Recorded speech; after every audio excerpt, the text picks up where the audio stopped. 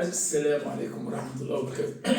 النهاردة هتكلم معاكم عن تجربتي شهر واحد في صيام المية. طبعا أنا كل شهر اللي متابعني على قناتي على التيك توك أو اليوتيوب، كل شهر بعمل 5 أيام صيام مية فقط، من امبارح لغاية يوم الجمعة إن شاء الله. كل شهر 5 أيام مع الصيام المتقطع. طبعا الحمد لله يا جماعة مش حاسس بأي حاجة، وسبحان الله دخلت الحمام لسه طالع أول فضلات اول مره، ولا امساك ولا حاجه، سبحان الله، ومرتاح وراحه نفسيه، احساس ممتع وجميل. طبعا انا بعمل الموضوع ده لاول مره يشوفني، بقالي 19 سنه بعمل الموضوع ده، الحمد لله، خالي من جميع الامراض بفضل الله سبحانه وتعالى. واحد مرتاح، حالته النفسيه كويسه، سعيد، مبسوط، حاسس اني شباب، عندي طاقه. بجد يا جماعه انا حسيت الاكل ده هو السبب في كل حاجه. يعني انا بقول للعالم بالعربي كله اللي سامعني دلوقتي ومتابعني على قناه على التيك توك واليوتيوب، الموضوع كله الامراض اللي بتجيلنا يا جماعه من الاكل. انا دلوقتي متحدى نفسي، وبجد متحدى نفسي، حتى رحت لوزاره الصحه هنا في المانيا، قلت لهم انا ني في دكرنك، انا مش همرض خالص. وحتى قلت لهم مش تامين الصحه، مش تامين صحه، قلت لهم انا لان هنا اجباري في المانيا، ويمكن اول واحد في العالم كله يعمل الموضوع ده، لان انا راح اقول لهم انا مش هتعب ومش همرض ولا هيجي لي برد، وانا بتحدى نفسي وهثبت للعالم كله فعلا انت مش محتاج دكتور ولا محتاج دواء، انت الدكتور وانت الدواء، لان ربنا سبحانه وتعالى خلانا في احسن تقويم. كل الاجهزه بداخلنا احنا اللي تعبينها، لان انت مش جسمك ولا عقلك ولا اسمك ولا اصلك ولا حاجه، انت روح. انا قلت قبل كده يعني العقل سواق، والجسد عربيه، والروح راكب. نريح الراكب، نشوف الراكب راح فين. الروح لو كويسه جسمك يبقى كويس. ده حتى في دكتور هنا الماني اسمه روديجر دالكا عامل كتاب اسمه ايه؟ كرانكنهايت شبراخ من انس فون ديزيلي، يعني الامراض كلها لغه الروح. فانت الداخل لو كويس، لو الداخل عندنا كويس، جسمك يبقى كله كويس. مش والله انا هثبت انا 19 سنه لم امرض بفضل الله سبحانه وتعالى، الحمد لله، ومتحدى نفسي، وهثبت للعالم كله انت المفروض ما تمرضش، ولا يجي لك مرض، ولا يجي لك برد، ولا يجي لك حاجه خالص، تموت بصحه. الحمد لله 59 سنه وشباب وطاقه، طاقه. انا بعمل حركات والله وانا عندي 20 سنه 30 سنه ما كنتش بعملها. عندي طاقه بفضل الله سبحانه وتعالى، وانا عندي 20 سنه و30 سنه ما كانتش عندي. سبحان الله. بلعب رياضه، بشترك في سباق الجري، بلعب كوره، تمام، بنام 5 6 ساعات في اليوم، وعندي طاقه. انا كنت زمان ايام الاكل ما كنت باكل اكل اي كلام كده وما كنتش بصوم. صيام الميه ده يا جماعه علاجي، صيام علاجي. انا بصوم اثنين وخميس، يعني امبارح كنت صايم الصيام الشرعي، وفطرت ميه، طبعا الناس هتضحك، انا بعمل الموضوع، انا نضفت سبحان الله، دخلت الحمام، الفضلات المتراكمه كلها نزلت، طبعا نازله جامده، بس ما حسيتش بامساك الحمد لله. فسبحان الله بتنظف جسمك من السموم، بتنظف، تحس بطاقه جسم واحد.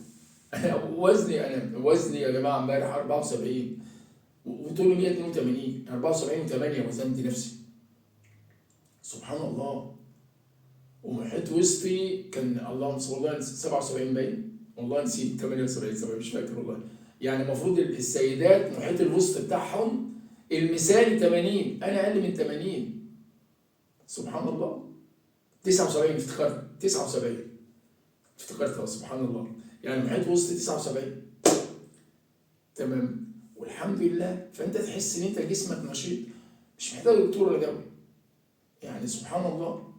فيا ريت توصل يا جماعه بامانه، يعني بامانه، صحتك دي ثروتك وامانه. تابعوني على قناتي على اليوتيوب وعلى التيك توك. يا جماعه انا بعمل لايف كل يوم الساعه 7 مساء، لايف الساعه 7، خش واسمع، واي حد عنده سؤال مهما كان هجاوب عليه. الحمد لله يا جماعه انا وصلت للمعلومات، ووصلت للمعرفه، وصلت للعلم من خلال تجربتي الشخصيه، واتابع دكاتره هنا، وبحضر محاضرات واونلاين، وبقرا كتب. الحمد لله عندي معلومات جامده جدا، وشغال على نفسي جامد جدا باذن الله بفضل الله سبحانه وتعالى. لم امرض وانا بتحدى نفسي، لان فعلا انت المسؤول عن صحتك. الناس والله العظيم هي السبب بكل اللي بيحصل لها، الامراض، او حتى بتموت هي السبب. يمكن حد ممكن يزعل ويقول لها كلمه، لا، لان في ناس والله العظيم، في ناس مش عايشه وهي عايشه، مش عايشه، وفي ناس عايشه وميته والله العظيم، وفي ناس عايشه ونايمه. ليه؟ لانهم مش مستمتعين بحياتهم والله العظيم، مش مستمتعين. الحياه حلوه يا جماعه وجميله، بس احنا ده ربنا سخر لنا كل شيء وخلانا في احسن تقويم. احنا تعبين ليه؟ مش عارف. احنا اللي تعبين نفسنا بافكارنا. فالحمد لله انا مكمل لغايه يوم الجمعه باذن الله، ويوميا ان شاء الله اصور. اشتركوا يا جماعه في القناه، دعموا القناه، شجعوني.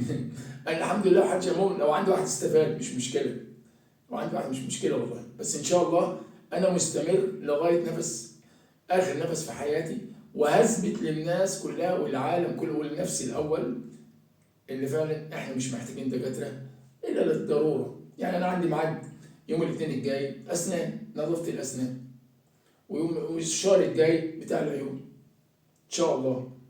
ولسه هتصل بالدكتور الخاص اعمل تحليل شامل كامل، يعني احتمال الاسبوع الجاي او اللي بعده. وبتاع الاذن بتاع بروح، وصحتي حلوه.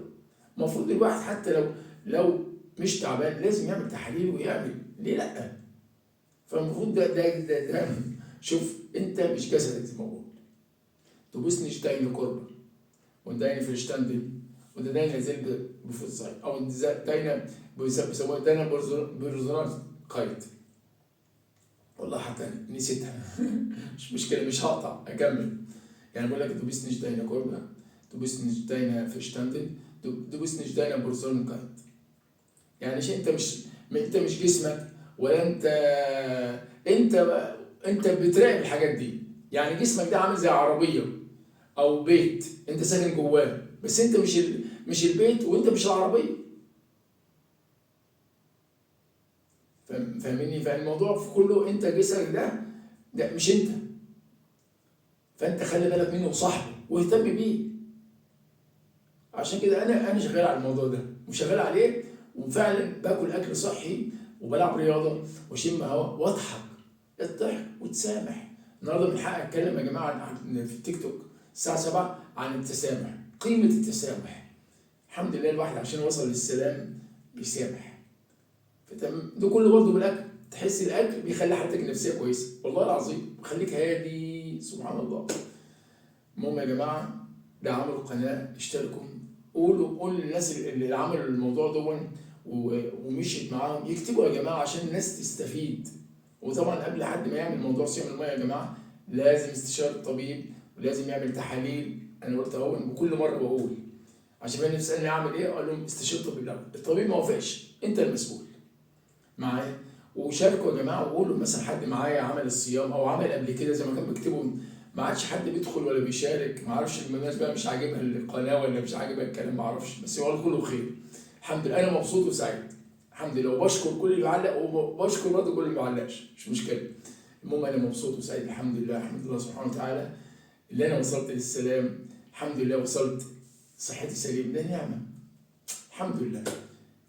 نعمه وان تعدوا نعمه الله لا تحصوها. واتاكم من حيث لا سالتموه وان تعدوا نعمه الله لا تحصوها ان الانسان لظلوم كفار.